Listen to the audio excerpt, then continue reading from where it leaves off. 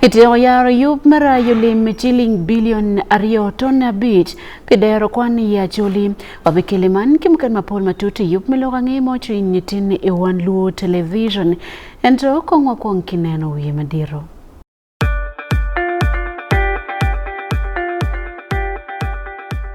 At least the one thing for now we can all agree on is the soap to use. He likes that it's big and lasts long. Anti-economy. I like that it keeps my skin smooth. Ate alina echovu. And the children like that. It smells amazing. Everyone is happy. Movit soap comes in 4 fantastic flavors. Movit family soap is truly soap for the whole family. Movit. All day confidence.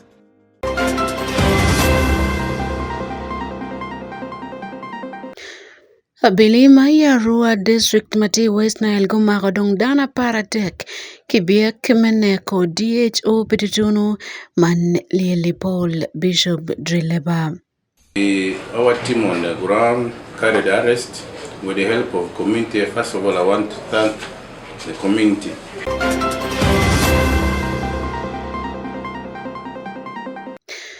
Kido duro bolwak maya chole me konyo rayo chiling billion ario kinuchi mamite pe yup medero kwan mechulo tino kwan pier bichil magilu pero ento giriek iya choli.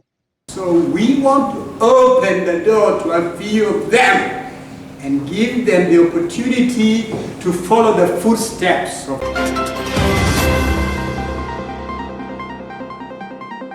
Kadong Uganda Red Cross Society yo yaro yup merayo lim miyo kony pipero mapora tura Uganda. Pandemics and epidemics, they are on the increase, they are destroying lives, but they are also destroying livelihoods. Afoyorini amori ajul donkaneno yup milokangi mocho in kumbeti kore anya Sunday Akumu tin chiario niamdwe adek medume aparario mwaka alibario pieru yangwen. Richard Asiku mwana pia dekwa bichel dano matika lugwara tikin dano mo kidoke bara bilni ena yene ngamati pitutunu wala dit malote diot komia Rua District man Paul Bishop Drileba tikin dano paradek ma bilo marogin me konyo timo kwe dikom nekman alok pa bili my West Nile SP Collins asaya owane mon kimaro jomaki ya jia me konyo kono neno kit me kwe doko nekman maoti mecha bit mokane abili benefutika duaro Aria mo ken magatiwi ngwet ka kuleo lok mo ngej man bod gen wek nene ke du ko mina kan gi chinga bili wek lok man to mi yo mamol la George pa Wan Luo television Robert Ariaka tia Rua District. Jadit manyinga Richard Asiku oropira dekwa Busiel maite jalugbara uyiandhaya ebedo ikin jumone Goliel Paul Bishop Drileba ma obedo DHO mi district mamira Rua etie kindana paru ya dek majumako pi lemneknem. Superintendent pa polisi Collins Asia manjara wichi pa polisi pi West Nile uwashune ya polisi utiyo kudhana mikin pansho mimako jumayua kutie wigi pi lemnekne magitie dano mirajia ni adhano ario mukende jutie kanisayo kama gitie hiye podim. Our team on the ground carried arrest with the help of community. First of all, I want to thank the community of that area with the local politicians, especially L5 and the RDC of our district, with the community who helped police in identifying and arresting suspects who killed our doctor. We at our police custody we have we have 13 suspects, out of which 2 have confessed that they participated in the murder of doctor currently, and 2 are still at large. The one who confessed, that is Asiku Richard, that 36-year-old, is from Oyoko village and Ombokoro Parish, Adjacent County. Liel Paul Bishop Drileba jumne geishing abusiel mini dipirario wiadek padu mirapar wiasheli oral fario kupirario wiangwen isawa ma en karashelo ku japi ngom pare magishidhu karashelo ku dano ario mukende gishidhu kanipim wangom pare mauti ekta piera bora magingeo kudi isharo mire oyeku iparish mirombokoro itejago mirajia district mamira ruam pilambangea maoshwin Wan Luo TV Robert Ariaka Oringi Dennis Arua District. Lutendero mai Pakwach Town Council matipa kwa district mitikamente omiero nen kit mechweyo tengeng inam oseke kabene kinene kiyubu ipemoi wikuluman weko nen kit mekonyo gin ilokom titiguri ngeno wane polkar kache koro chwe matek balo chama porka ben rero wako irma meki dak bene weko ward bero tekotwali kabere matipa kwa Town Council mekupekin kabere mokene ngeno katkilok mani ngeneno kit makoro chwe matek ka omudu kere wako ikulu tangi maokelo perma diti ken gudo wakubu kendwak mai Pakwach ki oluyo kabero mati Inuoya district maokelo benata pangarachel mano tila tijpa yundra la George pa Wan Luo television Robert Mone ole malwak mai kabero man ni kongwanen report kiboten kombeti piyop melorange mochwin Kaber mai noni pong papi oseke obalo dong pekar malach aye ariamia mora ke pokwera manonge Pakwach district. Inone Pakwach te ariama pong papi yelo tutwal pieni noni district man tie utena ke nam Nile. Kidong jai mapapat mawero abual pi pong balo kamadano berie. Eunice kachwin road te dana chel mai noni pong papi man tika ballo be berne ke lo pajma mege dung boto buyo shade pi ai kuma sa binu paka bim mondi nam jomo kande wai ka woni on gido mu podo madan weni wan bi saka pam ka paka wo ko ka do bedi on gido mu pe okay jemi game machalo wan wa pe do chalo an mwaka mukado bak la yata enu wen a chamu gire endo season ma edong ka mo meta keti ye kodi ni pe me kompong papi dongu odaro pe me gile odaro pe me nyoti wakare no Simon Alfred Opoki beti dan manongi ya mora muwachi piman kawer pong kuman balo kaberu maduong madano tiyu kere dan ma tumpa kwa kai bridge ngolo ane no kom government te joro ka kwa dan ma bridge ngolo kulshane ubinu pong mo ka pira bushel yareo kom pira bushel yareo do ko ri mo ka pira bushel yareo ka do ko biru pong eni kit ma bari ka ngi story ne aya upong mai do ko pong do ka jaba do dar ora shel do ko pong kendo donc aneno ni pong pieno ti ret men dan ti pol mai in ka don pi yemi kam beri iye non ko nyepe yo fie de pe aya ibi non ni kan non area makuma isani numero government neno cha on maram ki keja we kun neno ni dan porin ga por maram ko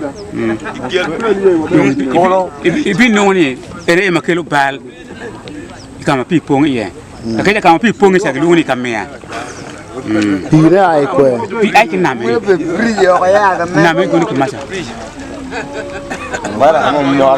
dong won koma beach me Pakwach district Robert Steam Omito wache gi kwero kwet gina kelu pong papi man magecho warga we gankal malolo kumpi kika beru murumwa kachelki office pa prime minister waneno beneni mor pango madit itenge ma mitauncha inongo ni ngom madit mu be morcha bene ube ketu do bridge isha manongo dongo mako ngom mu kete be matekcha utie ka pokere ni weko ngom icha Bosco Okelo commander me marine police mi Albertine man magiti Butiabe Bulisa district wachi getika yele ke dero ge mineni ge mi ongech ke dano ka inen pi man tika bion ka pongwek dano bed magigwake. We are really going to sit down and we want to put some kind of alert systems so that whenever we realize that it has rained heavily on the upper side, these alert systems is alert by maybe informations from our people. Basically, we shall always ensure that there are people around, there are personnel around who can immediately. Wan Luo TV and Robert Mone K. Pakwach District. Laneno pikineno mekit gumo pako matek to Kristayo pigero kanisa I Lagang. Reverend Wilson Kitara ikar me yapo kanisa meti Lagang matika kwat me lagila ya were matipa de district. Awane pera tekne mo ripa makit mano nyako nyige kinlu Kristayo mia chel piara boro ya boro mabene polgitia nyira matilne. Adlega man ki ya budokti kinje madon moti me I lagile man ya were sub county matipa de district ni. Eno wane pera tekne ripa makit mano Beti kindu Kristo kare duju wek don lobo onen bene iti utich palobam. Dennis Ojue Kelly report man pe Wan Luo TV.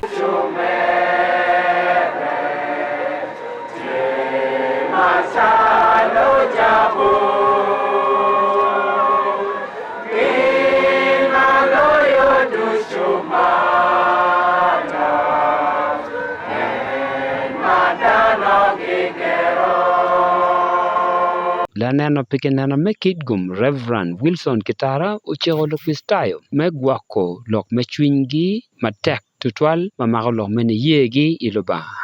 Chân nemo tiền babara tua chui tiền quay mà ma cha tui tiền wana ni bekero de kom lo ba moge la tiền ti wa wan jo mukere tiền ma bekero de kom lo ba woro jaru kwele Wanjo mukere dokwa unumirta wa yukili tio niki go wande tio mukere go chitwiyo dokwa pemete ki lok mo kadruki ye pienta lok kadruki ye lok wendo banike no ye no chat wanjo mukere wangwa beker de kom luba makaro ka do na mani eni don skat an yet luba ukero wa Kitien lo ara chui wu ara keru wu tien lo kani kebe ko no ara kwani ni ko ichae perman verde kia biel Gem chora ilmo bikinya ani ma keru ki daga chui ki we ko kebe ko ma are ma chui keru ki we ko kebe ko ma kumbe na tieru ngu tien ni na tien woda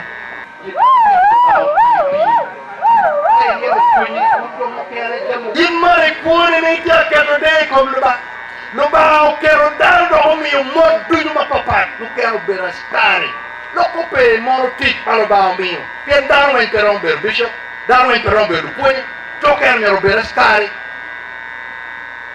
don kero mero bedata tom kero ber pu do kero mero bedapenda don kero mero dokti ma pat ma kero de no mai tiro ne Ado pangil, hai di today kumbo. Ekit padano,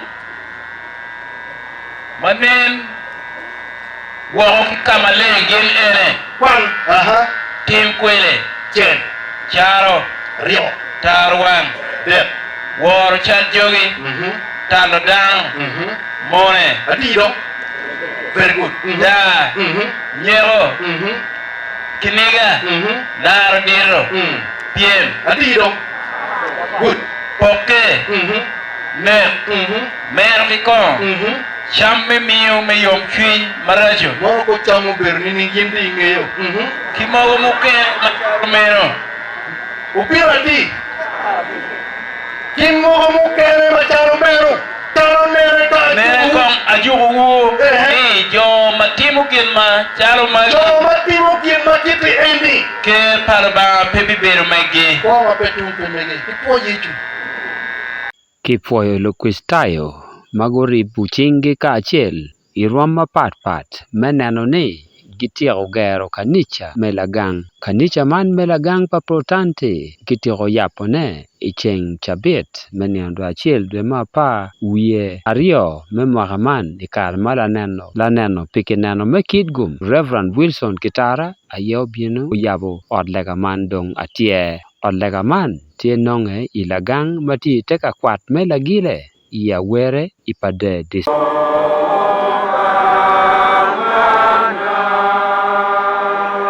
Wan Luo TV Dennis Ojwe Ilakang Awere Ipade District.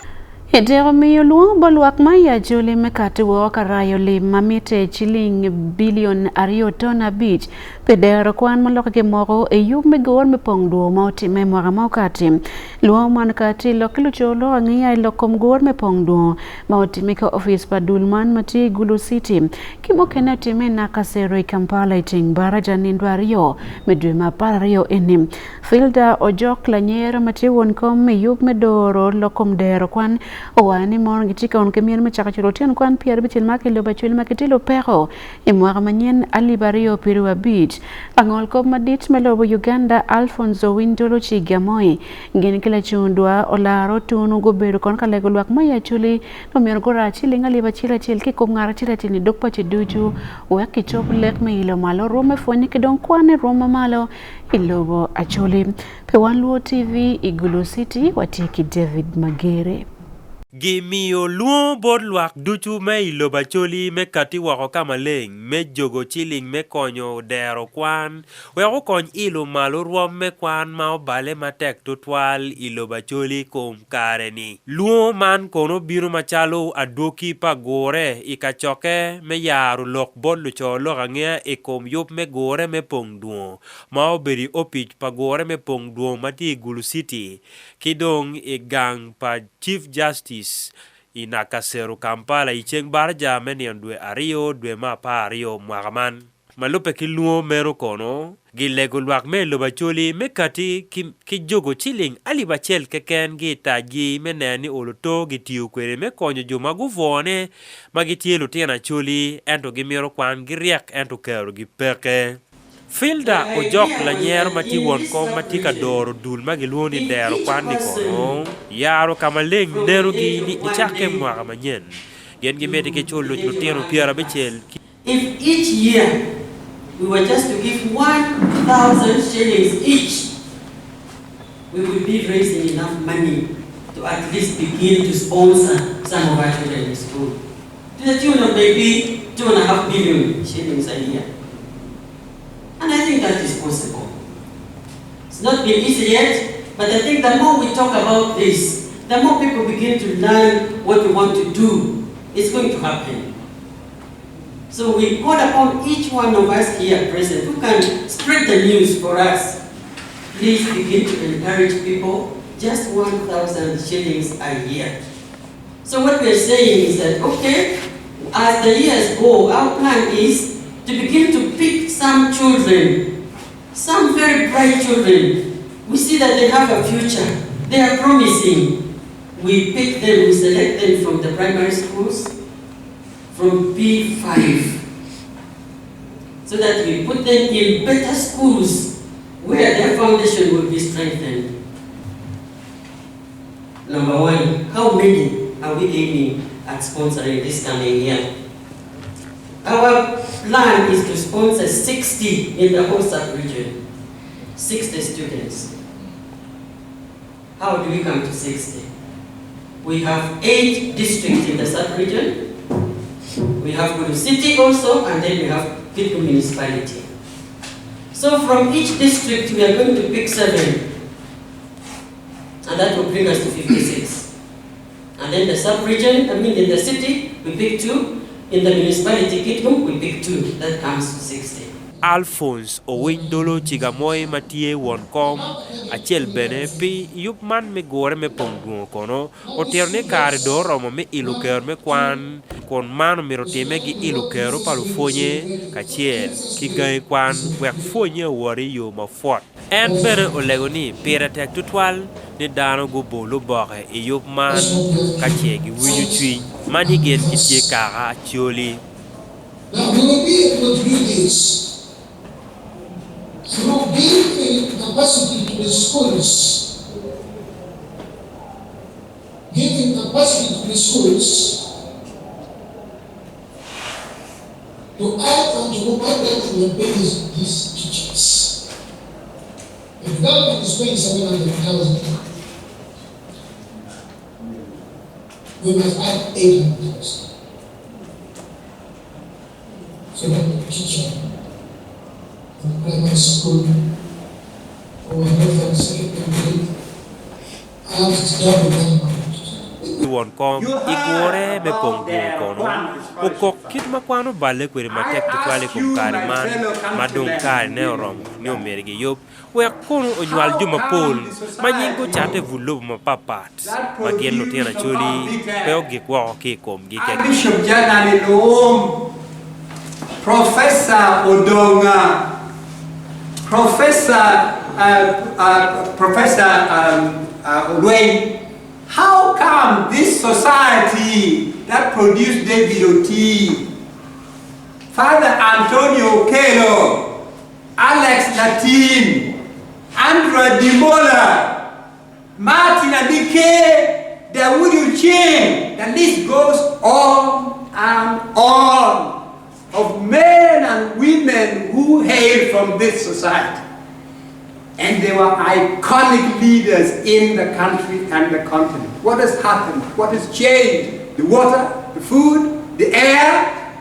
That the society no longer produces any of these people. So the purpose of their one that you heard Pakwach speak about is that they are still there, the professional governments. They are still there in the villages, they're all over. But they have no opportunity. So we want to open the door to a few of them and give them the opportunity to follow the footsteps of our forebears who paved the way for us. Ino ni gore me pong duo mano chake imwa mokaro ko ni mwa man gore ne beteme ki Resto Leadership High School matie ya Moro District pilo kangea i Wan Luo TV David Magere.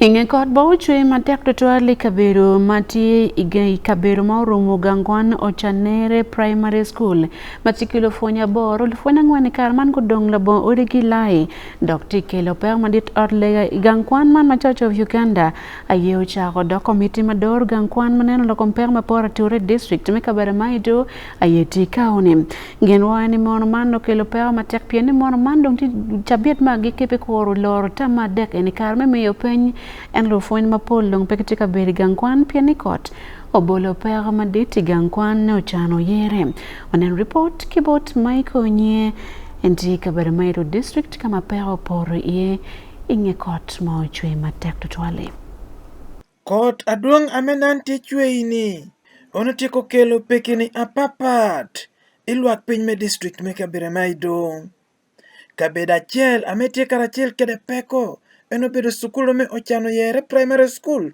ametie ieteme ochiro ameda nan wude me jopuonj apapat tiede karachiel kede goro jotel me district me Kabaramairo eno wena sukulu ni diko ngichi ko wudo be bed bala wei podi odong karachiel kede chieng mogo do bed yedo nando obedo gi atek twatwal jopuonj tibuti classes me sukulu dida dokon muluka alemda tika yapi da okobo isukulu no buto da iskulu no ni.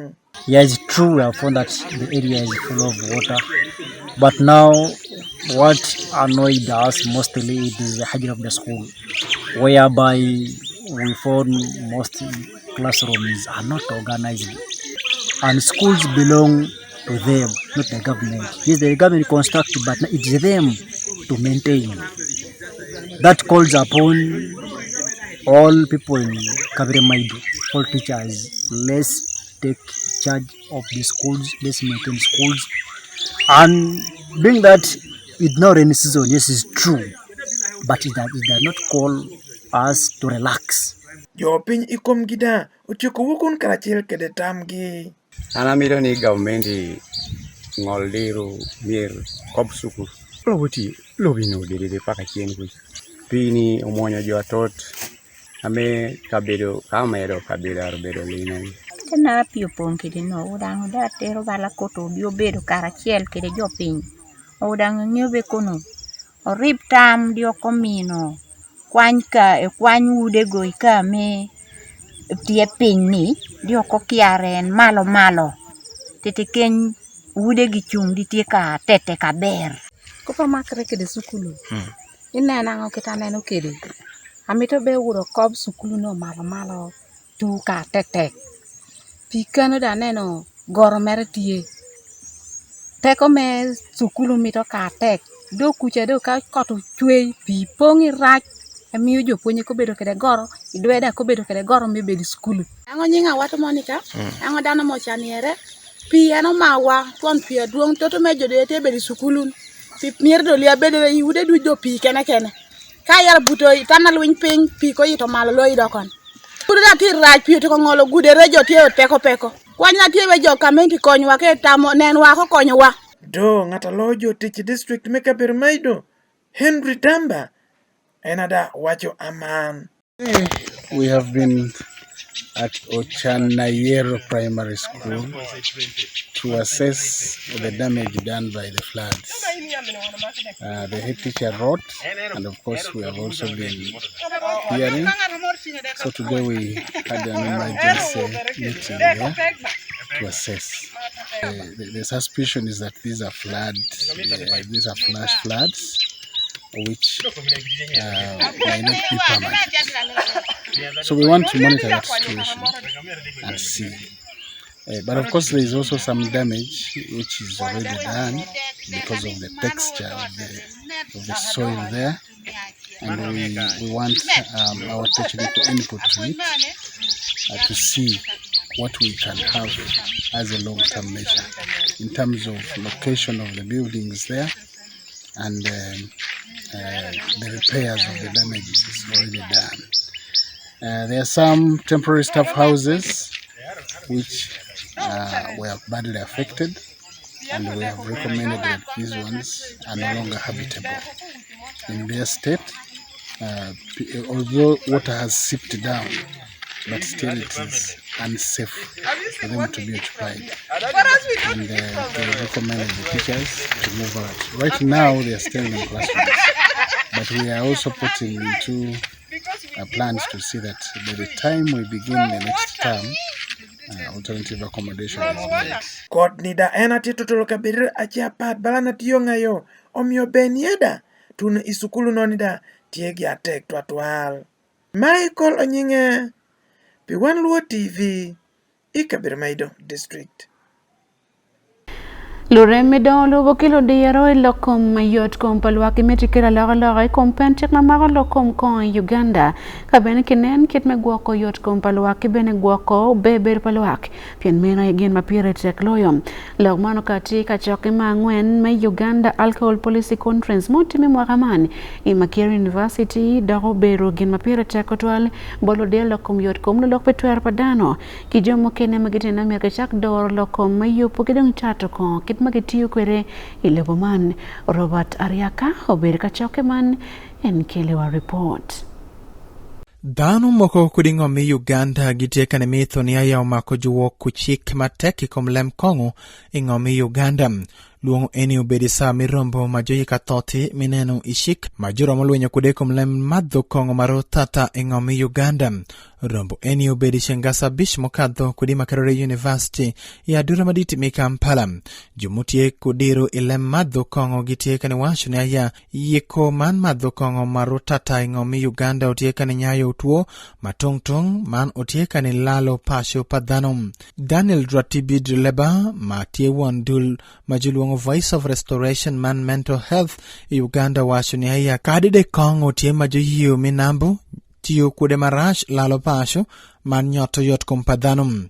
Manase yuma amuku mautie jalwiruodhi milugbara kari utieka ni yuwake kumgamente ni agenre magitieka ni kethu dhano tieka ni madhu kongo akesha pieni ayagi kweto kani woku musoro matek iwi kongo ne majutieka ni yiko man pol pa kongo majutieka ni yiko jutieka ni luorogi ibei mupem. What we're doing as cultural leaders we are sensitizing people, we are teaching them, we go to villages, address them, tell them the dangers of this water, particularly these in small things which come from Kampala. I don't know whether they are all come from this way, they go and sell them there.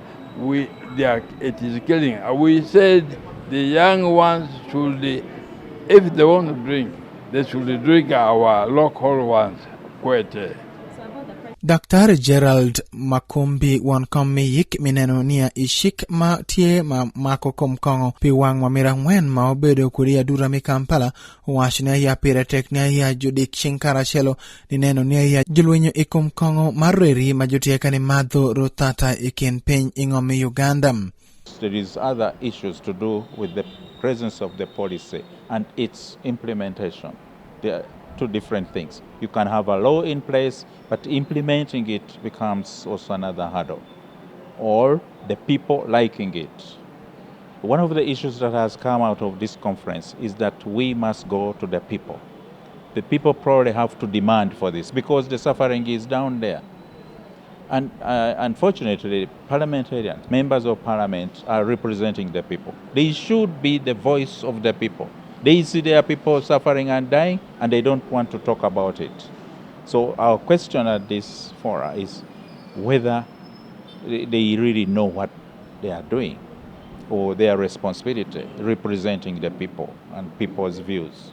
Alex Ogwal, maneno ilembe mingiyo lem yot kompadano kudikal, maneno lembedo rom tish karachalo kudongo ngom enke utie kani washune ya madho kongo marotata, utie pienia ya yudong tekwaro gimbeka ni timo tish mamigi, mimiko ponji ni dhano magitie kani loyo wigim. We have a lot of dependency syndrome. People depend on free handouts, and you know it is very easy to dispense handouts. So when somebody has given you 5,000, which you are not expecting, the only thing you think is just to take it to alcohol so that you relax and all this. And alcohol misuse always starts as a relaxation. But you find yourself every day adding. If today you had gone and you have started with one bottle or one glass, the next day you will go for 2 or 3 and all that until you reach that breakdown. So we still have a lot of challenge in addressing this because one, culturally, our communities should taking alcohol as part of them because every function there must be alcohol in them. So we must address that challenge holistically from the traditional aspects. Pilambangia mawachwin Wan Luo TV, Robert Adiga, Orengi Dennis, Kampala. Ilonganga mukene ngeneno pera mapol mapora ture lobo Uganda kono gamenti pera mukatika teno yeko dano yoriyot. Dulma Uganda Red Cross Society uyaro yup makilwoni mono Humanitarian Response Fund. Man lima kibijogo manenike koino pidama pera mapora ture marogin ilobo Uganda. Ikarma yaro yup mantini chinario Minister pera mapora ture Engineer Hilary Onek. Owani pera tie bod gamenti lokomio biakli matiri kabene. Polkar gingolo waka yup mapol. Makony makitma makibod Red Cross bine ikante twal mole ganti ke katike per mapol matika time maboye per mapora tura ikin kaber mapol lobo mane matika report kam yupman keyboard Fred Kajubi. Yup me rayo liman niti mekonyo miyo kony pe pero mapora tura tutwale pedano magiti kabiro mano pero porie igarman magamenti tika kwan wakali mapol mano kimiyo pe pero mapora tura ni. La diet malo Uganda Red Cross man Robert Kwesiga owane mono kala lang mapiny matika armani loko maloga te bir mapol ndokiti kabir mapol maluko timu yake miyo kon pe kabira pau ya bore mwagaman ndok bene kabir maken makopo orweni yeki ndano tiye chitezi ntoroko kidong bulambuli magomero kony oyoro yotutwal. But allow me just mention the statistics of this year alone, because you could have gone backwards and the statistics even are very worrying. But this year alone, which us or some of us we think has been a very peaceful year, So far, this is December, we have responded to 18 major disasters, together with government and all the other actors. Major, so that means the minor ones we are not referring to them. So, Ntoroko, in western Uganda, Chitezi, 34 lives lost. Baramburi ongoing, 20 lives so far lost, and Mad, we are still counting. Even lightning, killing people, that happened in the West Nile. Every day, 13 lives are lost on road crashes. Pandemics and epidemics, they are on the increase. They are destroying lives, but they are also destroying livelihoods. And so, as Red Cross,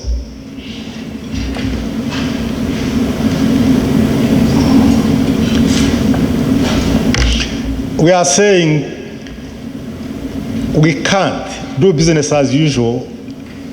We have to change the way we engage.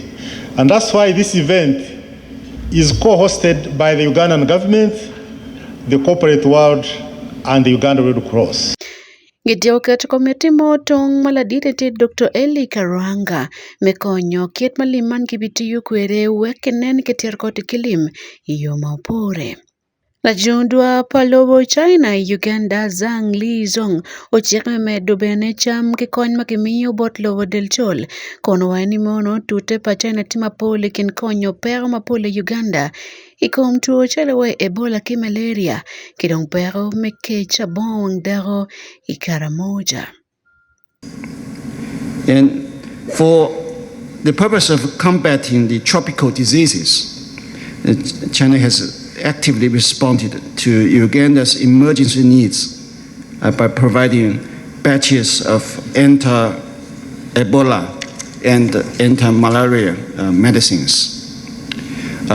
Just this year, around 500,000 packs and doses of anti-malaria medicines worthy of $1.1 million was delivered to the Uganda side. And food security is a major challenge confronting Uganda, especially in Karamoja sub-region. China has donated thousands of tons of food to Karamoja through cooperation with the Uganda government, as well as international organizations like WFP. Minister Oneko wani mono pero makitikwere kare mane tieni mono piene peke kero biekli mo piere kene mikonyo dano makiti lobo Uganda kache pero poro. Endo joro matek tute pa dulme Red Cross ka lego dulme kene peke jeng kum gamente mikat kateno kuot bot gamente wekinen kitiyu kachel mikonyo kuo panywale Uganda. Clarify clearly the actual situation on the ground. One, in government budget, in our budget, national budget, 3% is designated for disaster. But of the 3%, only 15% goes towards our operations as disaster department in the ministry, as a ministry under the Prime Minister's office. So that means actually the percentage we get is 0.45% of that is what we get, what we are supposed to get for disasters. That's what it is on the ground. Number two, we don't even have a budget for disaster. We have clear disaster demands and programs which has never been itemized under a disaster budget. And we have pleaded with Parliament, we have even pleaded at cabinet level to see that at least we should have a budget, something called a budget, so that we can plan our operations in the country, because we know what happens. We know the causes of disasters. We've gone ahead. Prime Minister Robin Anabanja ma ober meka wang Minister Raphael Majezi ofoyo twale dul ma Uganda Red Cross Society ka wani mono kon magimiyo perete kono miyo labole kom kon magomiyo e kar mapero pore kum luak ma Bulambuli District. Gamente beno tieke me konyo dul me Red Cross me miyo bod ginli me kare duju weke toro chinka chel me miyo kony pedano mano pero time kom giatura. Pelora ng'emo chwiny i Wan Luo Television, Fred Kajubi.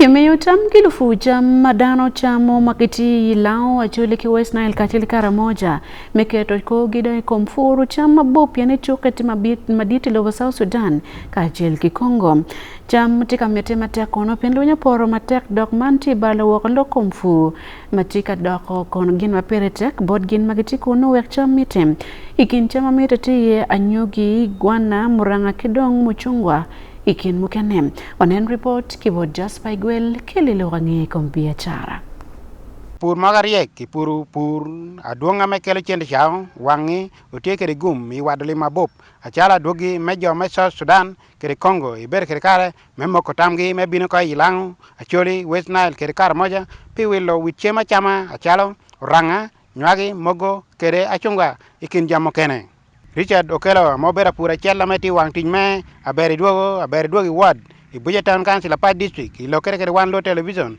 ichenga bichi karmo lime en kono tiro tien kopo mamio kar bede puru wit chema duong chalba nywagi en to peber kere kare metero wot chate iloba oho atini mar puro ek paramadi ka mar puro ma bich ngwena bich transport yela ko man transport pe ko wa tigi wot transport no pe yo bino godi pachu wele da pe ka ni mia bichel Joy to bot sam angole medang beratim biacara me welo wichem mapapat e kata berker kar me wot chato ikar medang berker kar me penye kache wichem ma ene berker kar me wila duong dang berker kar me wot chato ilaba ho en kono tatito ni manano chem auswele chem tie duong ameroma chwala kana jo ameto duche nywagi ka kor bera be sizo norno nywagi awano nu kan Raunu kari trans kari piera bichel kari piera biedan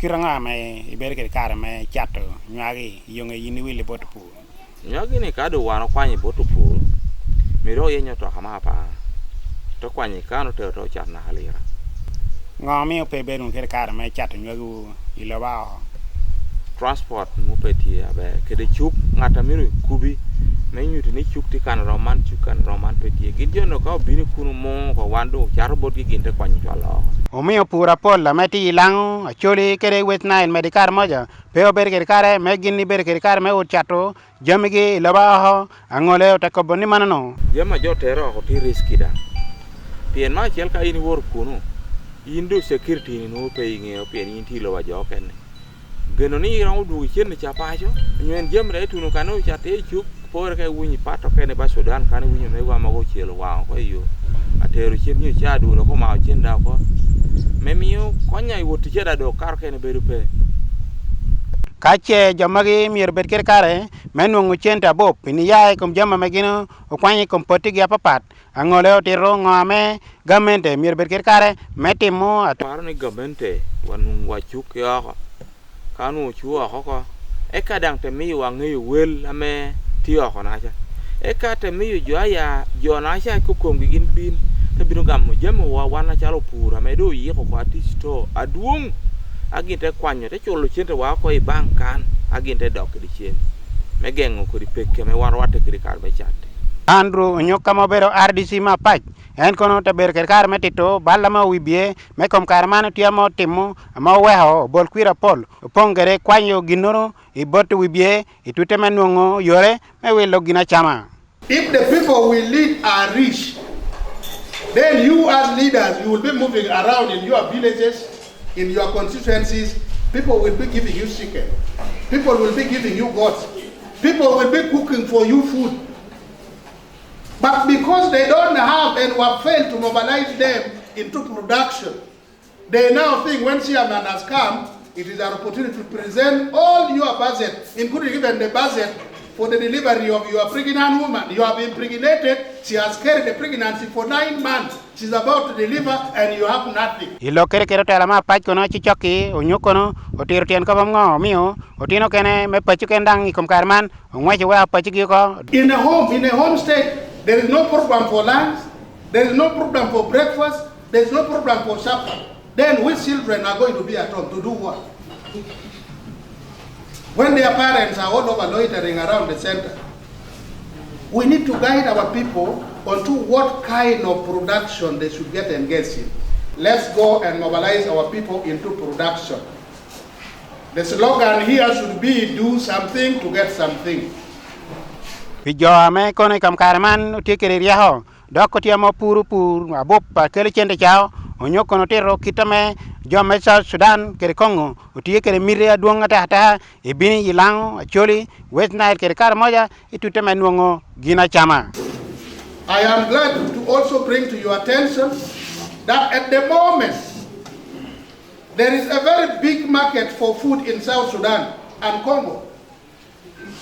How are we going to mobilize our people into production so that oranges that are needed in South Sudan now, beans that are needed in South Sudan now, maize or posu that is needed in South Sudan now, cassava flour that is needed in South Sudan now, our people from our past can benefit from it. That should be our concern. So there is a big market in South Sudan. Because of the war in Israel and Palestine, there's shortage of food there. And very soon, they will call our district production officer, the cow, because they have already involved all of us, the RDCs and their deputies have already been involved. There's an initiative called WALK. WALK is just an abbreviation. The W stands for West Nile, the A stands for Asoli, the L stands for Lango, and the K is for Karamoja. All these 4 sub-regions actually are now being targeted because there is a $2 billion food market in South Sudan. And they are going to streamline, because they have already discussed with Ministry of Finance and Economic Development, to open up First Bank. This is going to be a very serious business, but they are also very concerned that our people should not take their food to South Sudan. They are going to arrange for these people to come and buy from here, because the security we have in Uganda is not the same security in South Sudan. Very many of our traders have suffered losses because of the insecurity in South Sudan. Now that they want food, there is that process called foodtropism, where they should move toward where there is food. They should come here. You who is a producer of food, you should not run and get stuck with your food in South Sudan. They should come here and get it. Wan Luo television, just Fagwell, Iapat municipality.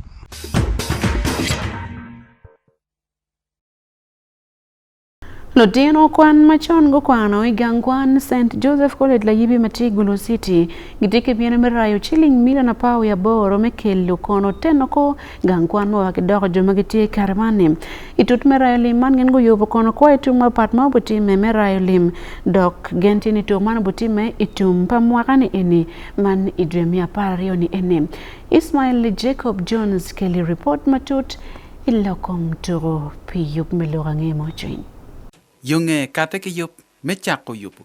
Dogget matie ruame kom karne.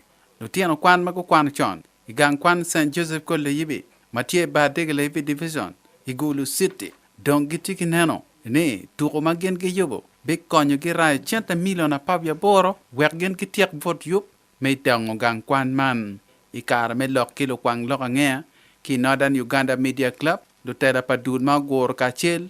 Lutiano kwan mago kwano choni gang kwan man gutero nerma megge ngomo weko gen gi yobu tuko man mai kolopio ente karan malo lokum poko ngej bot la koba dok eno tero matut ngomo weko lutiano kwan mago kwano chon go yobu kwei tuko man ben budget wati milion marama paro boro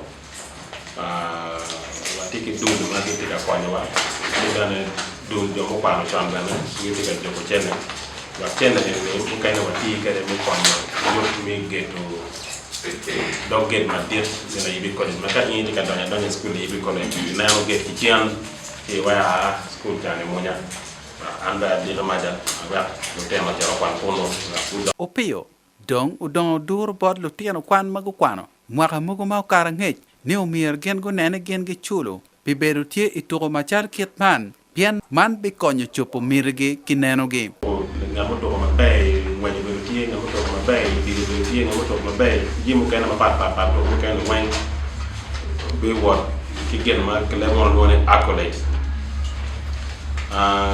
ki don joma bu chungkedwa chalo partners chalo sponsors joma bu chungkedwa ki don en code ma ko piemi give what ki certificate ikom dul palotien kwan ma pat magu kwan gang kwan man ni chakre mwaka libe chil ki miya ngwen ki pier bij we dek gen pier dek we bij makar gen apa we bij no don gen go chulo pe bere to roman kitung chel Richard Udong matye karan malo lokum rej pilotien kwan magu kwan choni gang kwan man udong dur bod dan magitimo biachara chok ki gang kwan man meti ki kara man metimo biachara kim dong teme charo nyo apeno winyo chaw men nyo atie pol dan gi ngiyoni mat chame mat ne unity chi ko miete biachara pat ko be kero me bino ko apolo to go nyo biachara megi luya biachara megi kama leng to wa bimini win mo manana mali be kara me chulme to ne ni obi kwani wa matak to ne ne wa poi wi wa ke yam changa ko ke no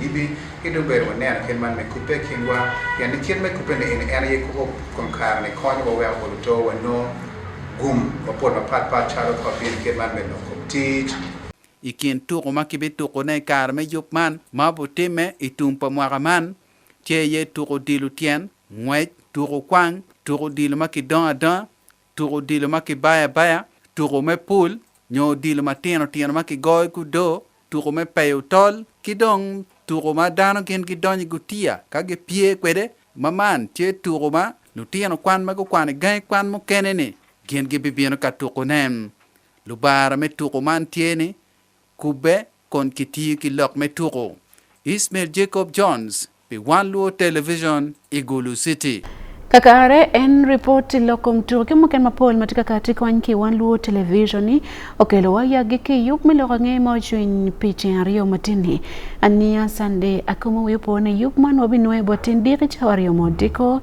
inyim yup merupintin bot emakwero kachel kideni soringi ania sande akumu mete kineno Wan Luo TV ikare duju